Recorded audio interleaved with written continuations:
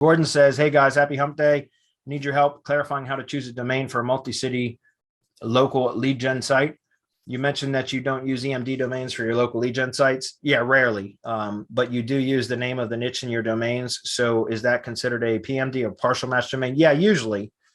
And again, I guess it just depends on the industries. Like, tree service companies typically have tree service in their name, or tree care or tree removal. But usually it's one of those three. It's just very, very common. So that's what I would consider partial match. Is there a reason that Google does not flag that as over optimization when you also have the niche and the city name and the meta title, meta description, H1 tag, and page content? I think it depends on, what is the industry norm, right?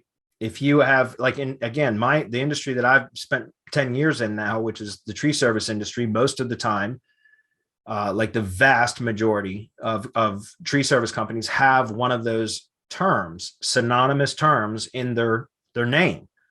And so it's normal for almost every website for tree service contractors to have tree service, tree removal, tree care, something like that in the domain. Now, if you're in another industry where that's not normal and you do that, then it may trigger over optimization, right? It may. You got to look at what is kind of the industry standard for that industry and determine. But if everyone else is getting away with it, then there's a good chance that you can get away with it too. Does that make sense?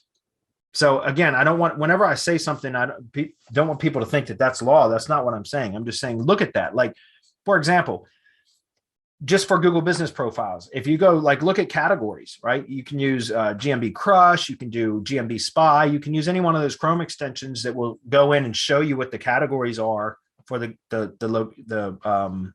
Google business profiles for a particular search query.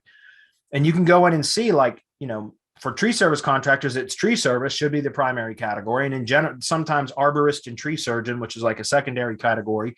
But if I go into a new location, I'll go in and look at the top 10 ranked Google business profiles and and just do an inventory of all the different categories that are showing and see, is there another category that's common among the majority? So 60% or more of the top 10 ranking tree service contractors. Does that mean I should include that?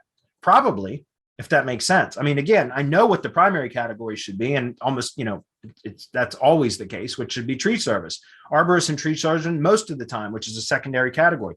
But sometimes there's a kind of a third category that is common in a particular location with 60% of the top 10 ranked, 6 or more out of the top 10 ranked Google business profiles. So that might be something that I would include. I wouldn't normally do it, but if I see a particular location that's common in that particular location as a common category, then I would want to include that. Does that make sense? It's almost like, also, Gordon, one of the other things that I do with backlinks is analyze the top 5 ranked competitors. And then I do an average anchor text ratio into 5 different categories when I'm looking at backlink profiles for, organic stuff. I look at the top 5 ranked competitors, and I don't mean directory sites. I mean local business sites, comparing apples to apples, right? I look at the backlink profiles, and then we do an average of the top 5 ranked competitors with all the backlinks, all the do follow backlinks. We omit no follow backlinks, but look at all the do follow links and then categorize or classify the anchor text into one of 5 types. And then we get an average, and that gives us a pie chart that now that becomes like a target. We want to get our anchor text ratios to similar, numbers is what that average of the top 5 is. Why? Because that's obviously working in that location for that search query. Does that make sense? So what I'm saying to you, Gordon, is, again, look at, can it be an over optimization if you have a partial match domain plus the keyword in your H1, your meta description, your SEO title, and your page content? Yeah, it can. But if the vast majority of, sites in that industry specific to that query, which would be location specific, are doing that, then you should be able to as well. It shouldn't trigger over optimization because that's industry standard, if that makes sense. So look at the competitors, guys. Remember, you don't want to stick your head out, right? You don't want to be in the front or in the back, right? I mean, yeah, you want to be in the front, but what I'm saying is when you want to blend into the crowd as far as for SEO, backlinks, again, I mentioned this to a lot of my link building clients. If they've got hundreds and hundreds of backlinks to their page and all the other top ranked competitors have a couple dozen backlinks, aren't they an outlier? Couldn't that be a reason, even though they have many, many more backlinks, couldn't that be a reason why they're not ranking? Because they have hundreds and hundreds of backlinks when the top 5 ranked competitors have an average of, 24 backlinks.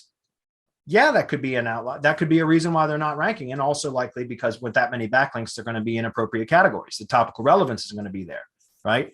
So that's what I'm saying. You kind of want to blend into the middle, just do it better than everybody else. So that's where I'm finding, the best results.